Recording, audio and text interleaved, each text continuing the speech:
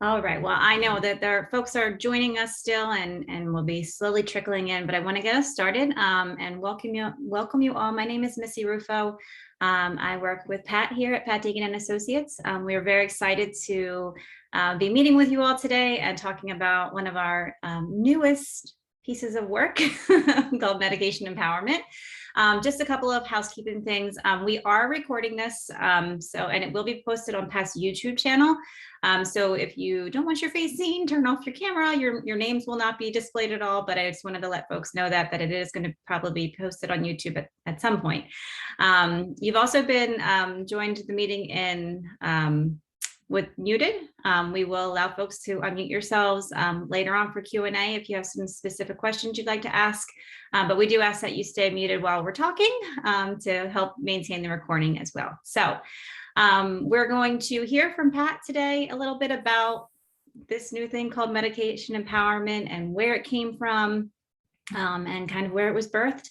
And then I'm going to show you what it includes, like what it actually looks like and how folks can use it in their work, either with if you're working in a role in a community center or a mental health center or wherever you're working, or even for yourselves or for family members and loved ones. So, and then we'll wrap it up with some Q&A. I also have my colleague here, Allison Stiles, who's going to be monitoring the chat and hopefully we'll be able to answer any questions as they come up along the way as well. So with that, I will turn things over to Pat. Pat, I'm going to spotlight you so that people can see you. I know you don't like to see yourself big on the screen, but you're going to be spotlighted. I just love it. Oh, I think I spend half my life staring at myself in the Zoom screen. I think we can all relate, but I always like to just step back for a minute and say, you know, it sort of is a miracle that these days we can meet this way. And I don't even remember what a phone call is anymore. It's just like everything is, it's just great to see people during these kind of extreme times that we're all living through. So thank you so much. I know you're all very busy, but I am extremely excited about this thing that I'm calling medication empowerment. I'm not doing like a formal speech. I'm going to be giving keynote addresses all over the place. American Psychiatric Nursing Association, the EpiNet International Network for First Episode Psychosis teams. I mean, I'm going to be all over doing, you know, formal, polished talks, but I wanted this sort of to be a description of medication empowerment among friends and among people who may be interested in becoming early adopters. So I'm going to share some of the raw and passionate places I'm coming from with this disruptive innovation. I believe that medication empowerment could set the world of behavioral health and even education with so many little kids and stuff being on meds these days. I think we could really disrupt and transform things through the medication empowerment approach if we can really get it to the point where it's gaining momentum. So let me tell you a little bit about where it comes from. I'm concerned about the use of psychiatric medications because the rate of what gets called non-adherence and non-compliance is extremely high, not just among people diagnosed with mental illness, but among all populations of people who have some kind of diagnosis like diabetes or asthma or other longer-term conditions. And historically, the way the field has framed the issues when it comes to using or not using medications as prescribed has been in terms of adherence and non-adherence, compliance and non-compliance. And just like a light switch, that framework, compliant, non-compliant, he's adherent, she's non-adherent, is simply a binary construct. You either are or you aren't. And it's an extremely naive and frankly, I think often very unhelpful way to approach understanding the decisions that adults make about using or not using medications when prescribed. And I think the proof in the pudding that our current constructs of non-adherence and adherence are really failing us miserably is just looking at the data. In the United States alone, non-adherence with prescribed medication accounts for over $300 billion annually in downstream costs to the US economy. And that's a lot of money. That's a boatload of money. And why are we still approaching people and trying to understand how we can get them to be compliant, how we can get them to take medications as prescribed? It's simply not working. And we're doing, of course, variations on the theme these days, which is all about, let's start offering text messages and push notifications on your phone that it's time to take your pill. And the results continue to waffle around and to really not make a dent in that 300 billion annual downstream cost. In my own experience and that of so many of my peers, medications can be helpful to recovery. There are also ways in which the very same meds for the very same person at a different point in time can also be a major barrier to getting and keeping the life that we want. We can do better, and that's what medication empowerment is all about. Rather than sticking with that tired, worn out, binary light switch construct of compliance and non-compliance, I'm proposing that for real humans, using medication is actually, using medication over time is a journey. And on that journey, there are a number of very predictable challenges. Okay, so it's a journey. It's not just either I am or I'm not. It has multiple challenges over time on this journey. Okay, and that in order to learn to use medications optimally to support me in getting the life that I want, wouldn't it be amazing if I were empowered to speak up about the challenges I'm experiencing and to work with my peer specialist or therapist or my nurse or my case manager to have a voice and a choice in expressing the challenge I'm experiencing and resolving it in such a way that I can move forward with my recovery. That's what medication empowerment is all about. What I say formally about that is that medication empowerment, first off, it's a guided process of identifying, it's assessing, identifying, and working through these personal challenges with using meds to help me get the life I want. And ultimately, that's what matters, right? Getting the life that I want, and tools, and that medications can be one tool among many tools in order to help me get the life that I want. I want to just start in this early moments with you, sharing with you something that I wrote a long time ago when I describe what it's like to wake up on my first conscious morning after being drugged with an antipsychotic haloperidol. I had been admitted to a psychiatric unit. I was 17 years old and a teenager. Just so you know, I grew up in an Irish Catholic home, and I'm very familiar with Catholicism. And so I'm using the my cultural my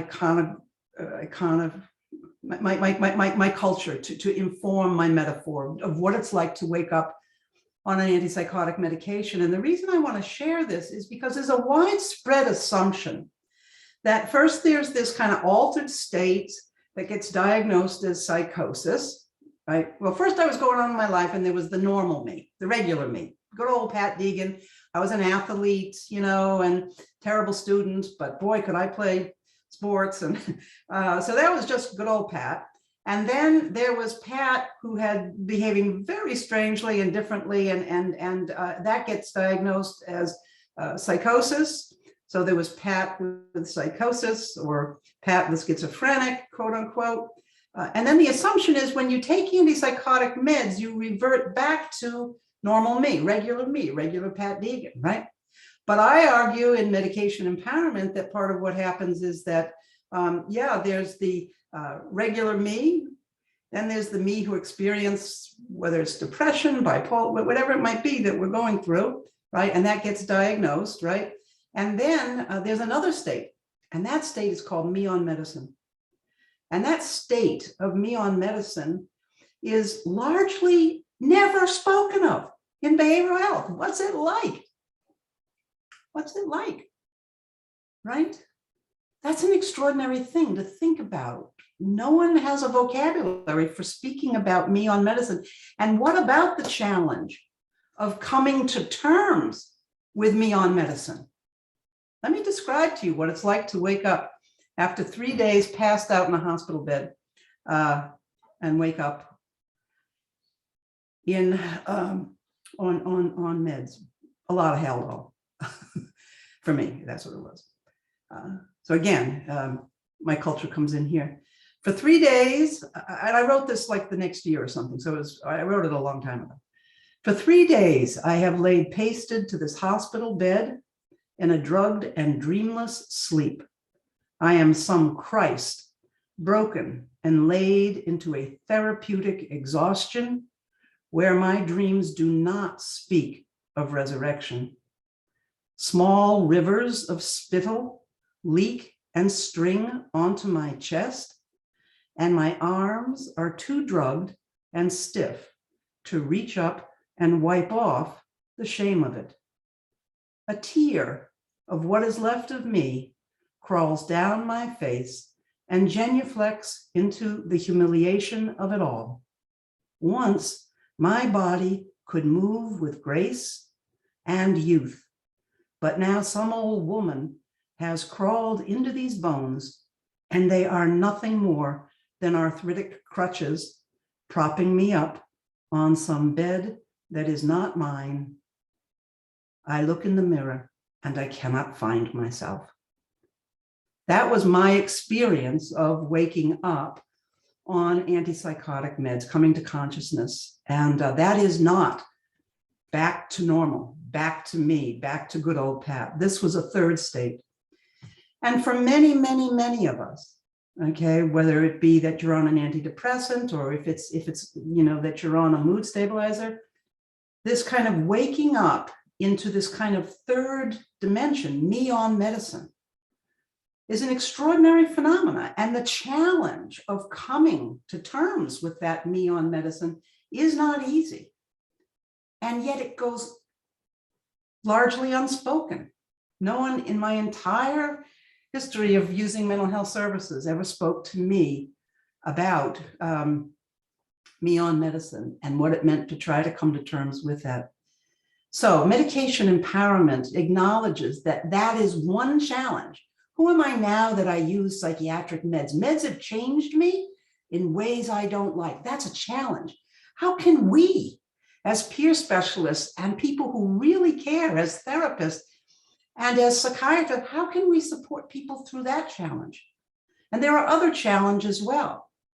For instance, it's not unusual for the care team, for the treatment team, to have active goals for medication treatment that include reduction in positive symptoms, right? But at what cost? So for me in particular, if we up the antipsychotic dose so high that I wasn't distressed by voices, then I was unable to function and pursue the things that made my life worth living. Is that an acceptable trade-off? And who gets to decide? That's a challenge in using medication optimally to support us in getting the life that we want. And not only that challenge, so we've said meds have changed me in ways I don't like, and meds are actually interfering with my recovery rather than helping me recover, because it's blocking me. I'm sleeping all day. I can't do my schoolwork, right? Or how do you find personal motivation to use meds? My mother wants me to use meds. My husband loves it when I use meds. So he should take them because they're not helping me. You know what I'm saying? Or how about the classic? I'm not mentally ill and I don't need medicines. And then I go out and crash and burn in my life again, right? I go off.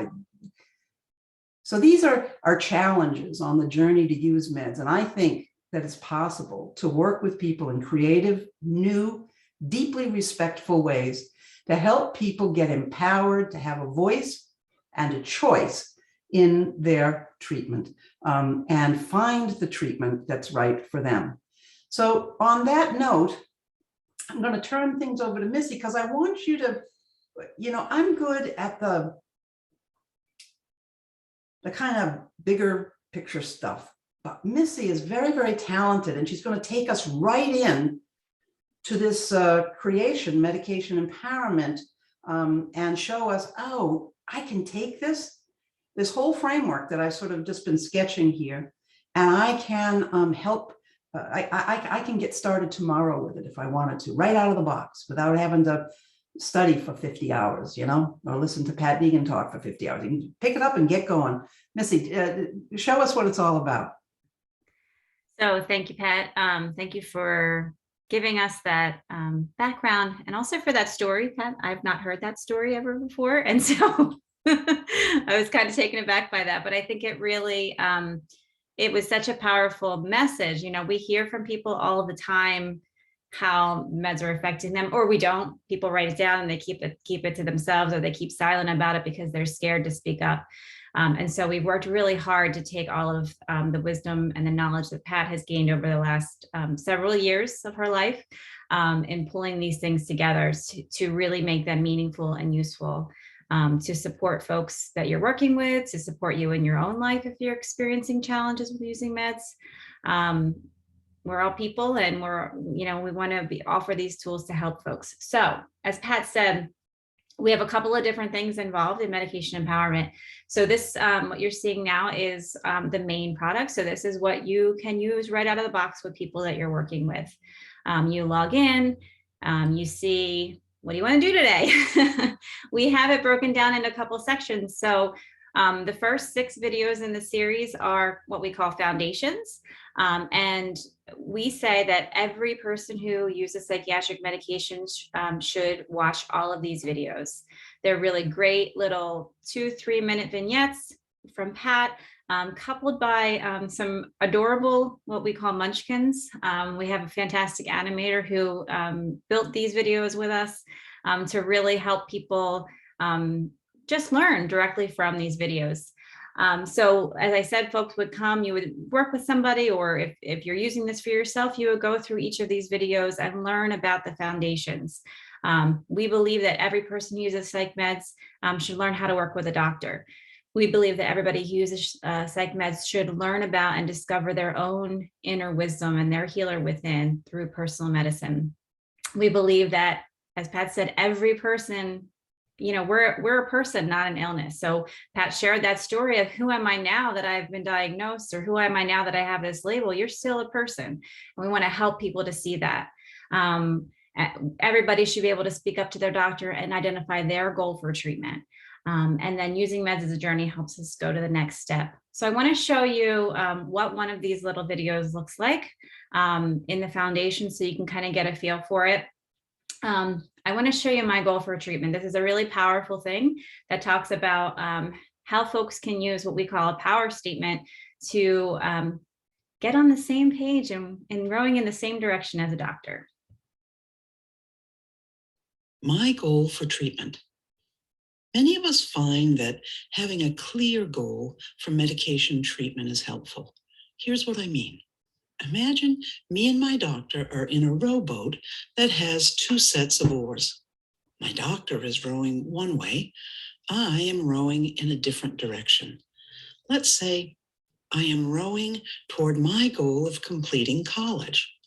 My doctor is rowing toward the goal of reducing my symptoms with meds. But the meds are making me so sleepy, I can't wake up on time for school. Clearly, when my doctor and I are rowing in different directions toward different goals, we won't get very far. The solution is obvious. We need to start rowing in the same direction. And for that to happen, we have to agree on where we are heading.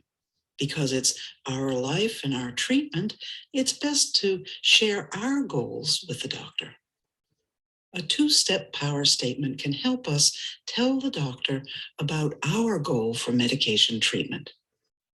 I want to work together to find a medicine that will help me sleep better so that I can wake up on time for work.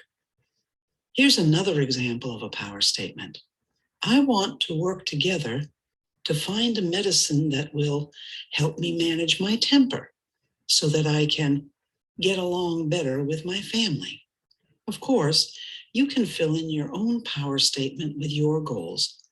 It's best to write down a power statement and give it to the doctor. If goals change or if we have new goals, it's important to update our power statement. Even if we've been working with the doctor for a long time, it's still a good idea to create a power statement so the doctor can get on board with where we want to go.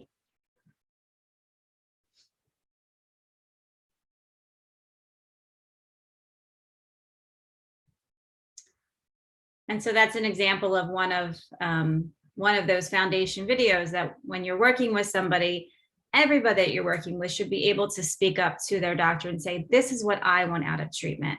We have to help change that narrative of people taking meds to fix a symptom. It's not about that. Treatment needs to help me get the life that I want. My goal is never to take medication as prescribed. My goal is never to just listen to what the team is telling me to do. The team needs to hear my voice and hear what matters most to me. So, being able to get enough sleep so that I can get up and go to work in the morning is very powerful for me. And making that connection between using medications and my goal of getting to work is very powerful. So we have to be able to help and support people to find their voice and advocate with the team for what they want out of treatment. And so all of these videos offer a really simple strategy for folks to do so that they can use their voice and work with the team. And then there's also a worksheet that would go along with it, right? So we've got a power statement worksheet that's available in English and in Spanish. It is form fillable. So if you're working with somebody who is in telehealth, you're working with somebody via Zoom, you can pull it up, you can work with them and support them in developing their power statement right there. You can also print them out. I know in the mental health world, at least here in the US, we're very paper-based. So it's available for that as well. And it offers just that simple strategy that Pat said, I want to work together to find a medicine that will so that I can. And that helps the person then make that statement and prepare to use that statement with their doctor to really get in the same boat and going in the same direction. So this is a great series, either if you're working in a setting where you provide, groups or support groups or things like that, viewing these videos together, talking about these ideas with folks, helping people to develop their own tools to really build on that foundation, because it's really about, discovering who I am as a person, what I want out of treatment, what are my strengths and my gifts that can support me in doing that. And then using that as a foundation to build upon, continuing to work on my recovery and working with my team to really get the life I want. Once we're done that, then we go deeper into the challenges. And Pat kind of touched upon most of those challenges when she was talking. We identify here 2, 4, 6, 8, 9 challenges. We know that there are lots more out there. And if you know anything about us here at Pat Deegan and Associates, we're always thinking about what's the next step. What do we want to add to this? How do we want to improve upon it? So we're starting off with these 9, which are really common challenges that people experience on their journey to use medications to support their recovery. So things like, I like to get high. People choose to use alcohol or marijuana instead of psych meds, or in addition to, I have side effects. Every person I've ever worked with has said I have side effects that are getting in the way. I'm not motivated to take meds. Meds have changed me in ways I don't like. Sometimes it's hard to trust a white doctor. We know that folks, Black, Indigenous, and people of color experience different relationships with their doctors and with their teams, which makes it often hard to speak up and talk to their doctor. People questioning if the medications are working for them. I'm not sure if these meds work or not. I'm concerned about how meds are affecting my health. I'm questioning if these are the right meds for me, or maybe I want to try something else. Maybe I want to do something more holistic, or I'm just over medicated and tired of taking meds. So the goal again here is you're working with somebody and they're saying things like, perhaps you're working with somebody and they make mention of that they like to drink a glass of wine before they go to bed, and then they think that works better than their meds, or they're using cannabis or some other drug because they think it works better, and they want to explore that a little bit more. I want to show you another quick video just so you get a feel for what the challenge video looks like. So they're a little bit different. Right now we're going really into a specific challenge. I like to get high. Getting high can sometimes bring us immediate relief from anxiety, depression, and other unpleasant emotions and experiences. Sometimes it seems like the only thing that really works.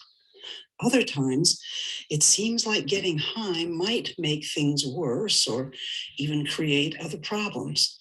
And that puts us in a tough place. Sure, we want the immediate relief that comes with getting high, but we don't want our anxiety, depression, and other challenges to get even worse over time. Our doctors may advise us to cut back or stop our use. There are a few reasons for this. Sometimes the drugs or alcohol we use can have a bad interaction with the mental health medication we are prescribed. Sometimes getting high makes our symptoms and mental health challenges worse. And finally, sometimes drugs or alcohol prevent psychiatric medicine from helping us as much as possible. But even when we know about these risks, it can still be hard to quit or even cut down. Willpower alone rarely works. If we are thinking about cutting back or quitting altogether, there are steps we can take that have worked for others. Some find it helpful to talk with the doctor about medication-assisted treatment. Hanging out with people who don't use and attending support groups can help. Interestingly, going to school, working even part-time, or finding another meaningful activity helps keep our time structured and helps us feel good about our accomplishments. If you're interested in cutting back or quitting, this tip sheet can help. If we don't want to cut back or quit, an important question is, how can I reduce the risk of getting harmed by my drug or alcohol use? Just like we might use sunblock to lower the risk of getting skin cancer, there are harm reduction strategies we can use to lower the risks associated with using. For example, if I like to get high on marijuana and I have mental health challenges, I might choose to buy from a cannabis dispensary rather than a dealer, so I lower the risk of buying weed laced with something toxic. If I sometimes experience paranoia or anxiety when using, I could use a strain with higher levels of CBD rather than strains with high levels of THC. If I use alcohol, I could consider having a loved one hold on to the car keys to avoid the risks of drinking and driving. Another idea might be to sign out of my social media accounts before drinking to avoid the risk of saying something I might regret later.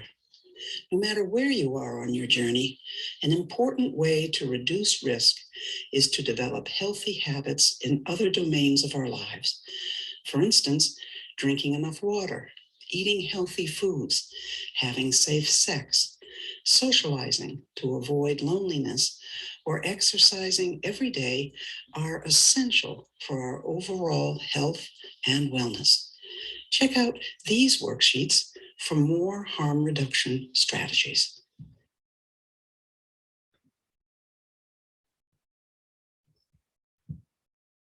And so, as I said, we've got the videos, we've got the worksheets that really help us to have conversations with folks and really support them in exploring what that challenge means for them, and how to support them in taking the next steps. One thing, and I don't want to take an extra time to do this, but the other thing that's lovely about this is that it is optimized for mobile. So if you're working in the community and you're out with somebody and all you have is your phone, you can pull up the videos and show the video and watch the video with the person on your phone. You can download the worksheets, you can text it to the person, you can airdrop it, you can email it, whatever works best. So you don't have to be worried about stuck, oh, I'm not in the office, I can't show the person this tool, or I have to bring a worksheet with me. It is optimized for mobile devices so that you can be used in the community. And then one final step is, as I said, this was designed to be used right out of the box. So you don't have to have a lot of training on it, on how to use it. But if you do want to go deeper and learn more, we do have 2 learning tracks available as well that come in the package. So if you are working on a team, so you're a case manager, a therapist, you're a nurse, you're a doctor, or a nurse practitioner, any of those roles, you can go to the team learning track and learn more about the challenges specifically, what it looks like, what it sounds like, what are some key questions that you can ask to get the conversation started. And again, having access to those tools to support the person. If you're a peer working with folks, this is a little bit different. It still covers all of the same things with a little bit more. Pat spent some time in the beginning talking about peer support and medication empowerment and the movement and where it all comes, how it all fits into the work that folks do as peer supporters. So there's 4 specific videos for peers in their relation to peer support and medication empowerment. And then again, goes through the same things, right? So I go through all the foundations and how do I use these with folks? I learn about all the challenges again. What does it look like? What does it sound like? How can I support people most effectively in this challenge, and how to overcome this challenge to get the life that they want? So lots involved. I'm going to stop sharing because I want to be able to open it up to questions for folks. We have a couple of ways that we can do this. If you want to type questions or comments that you have into the chat, feel free to do that. We'll monitor that. If you want to unmute and ask your question, if you can just click on the raise hand feature, which is under reactions. If you click on reactions, there's a little raise hand, and you can raise your hand and we'll call on you. So questions, comments, what are your thoughts about all of this? Missy, can you unspotlight? I thought I had unspotlighted you. Let's see. No, let's try and remove spotlight. She's still spotlighted for everybody. You might have to change to gallery view. Allison, is she spotlighted for you still? I'm on gallery, but I see Ruth has her hand up. Hello. Hi, Ruth. Hi. Hi, Ruth Gonzalez. I really like the model. I just love the model, and I love the one about getting high, and if you wanted to make some changes, if you get paranoid, you could get something with more CBD than THC. I thought that was like really something. I don't have quite the words for it. And how has that worked? How do you think you could work in a setting like in a behavioral health setting?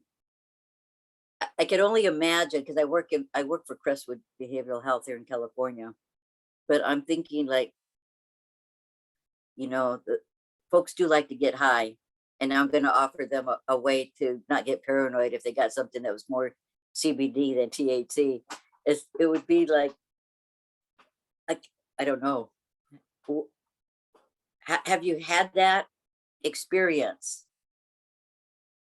Well, being able to use a harm reduction approach is really what that video is about. It's saying to people, if possible, it's great to quit. But if you're not there, we're not going to condemn you and tell you you're a bad person. Let's at least expose you to the idea that it's possible to reduce the harm associated, and that the worksheet that comes with the video really lays out a number of very tried and true harm reduction strategies. So we're not like saying, let's go out and smoke some weed together and make Yeah. sure it's got plenty of, you know what I'm saying? What we're saying is you matter. Caring about your health, caring about yourself and reducing harm, yes. And there's a lot of people who don't know that. And it's very important information. And that's empowering information. I totally agree. I totally agree. So my thing is, in behavioral health, we ought to be doing harm reduction strategies anyway. Yes. But what happens typically is people go in, see the psychiatrist, the psychiatric care provider, and they often feel shamed and walk away and get high. Yeah. Too much THC instead of CBD. We can do better, I think. Yeah.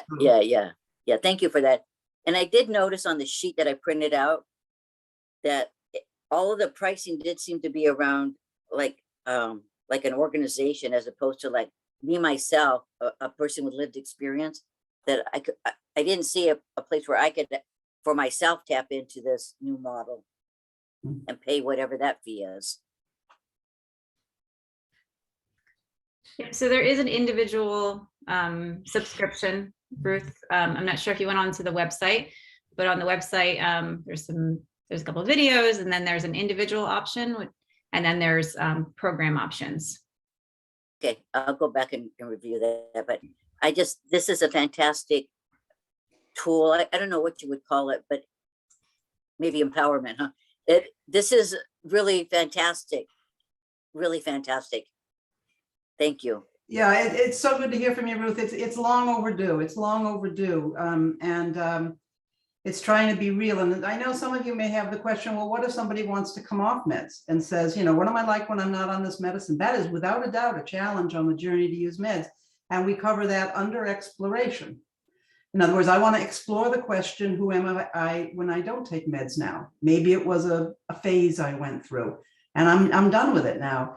So we do get into that, and it's a finite tool, but we try to hit as many of the big ones as we can. How are meds affecting my health? That's a huge challenge, and we have a strategy, shared decision making, that we're sharing with people around how to get that going. So we've also included a worksheet too, that so if someone's going and they have got a different challenge, and it doesn't even relate to the ones that we've identified, because as I said, that we know that there's more than just these 9 challenges. If somebody's not feeling like that's that one that they're experiencing, or they're saying something different, we do have a worksheet as well that helps them to kind of really personalize what is the challenge that they're experiencing, what they need help with, and how they can get support from you or for the team or for the doctor to really overcome that challenge and get through that challenge. So there's lots of extra tools in there in addition to the ones right around the specific challenges. Missy and Pat, I just wanted to share, Liz posted a really lovely comment in the chat. She said, I really like the notion of a journey of discovery when it comes to the empowerment of self and using medication. This optimizes the curious explorer in us, all who is capable of navigating the journey with assistance, but the kind of assistance we need when we need it. My journey, I am the expert, total power restoration with the individual. Love this. Thank you, Liz.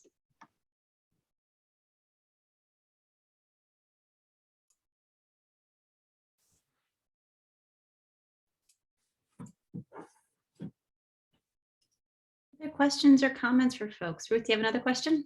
Yes. Go ahead. So, Pat, I heard you say in when you were speaking about being an early adopter.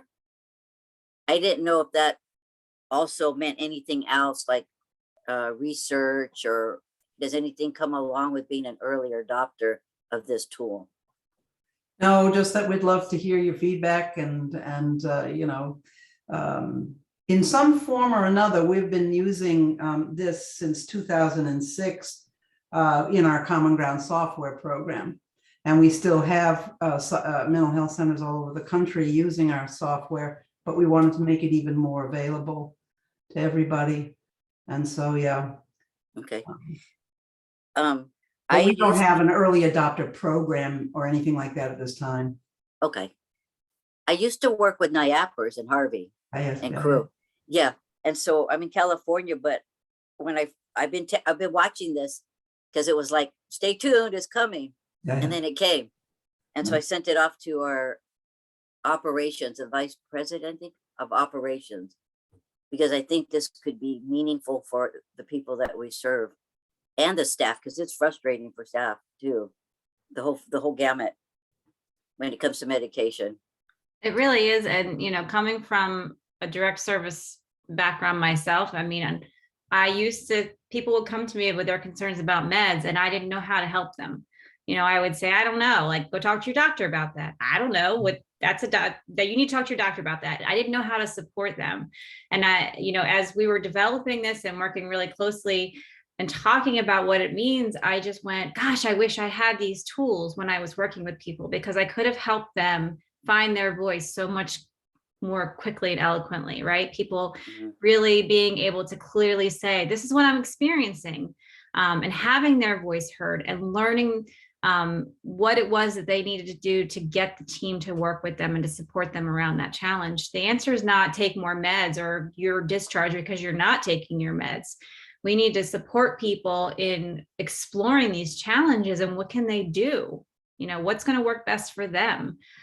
So it really is, if you're working directly with people and you're experiencing, I have no idea what to say when somebody says to me, oh, I think I want to try, some cultural approaches to healing instead of these meds. That used to freak me out. I would get really scared and say, don't do that. Go talk to your doctor. But now with these tools, I can learn, I could sit with the person and we could explore that together and figure out what would their next steps going to be. So it's really a powerful thing. Thank you. I agree. About 3 minutes. If anybody has final thoughts or questions for Pat.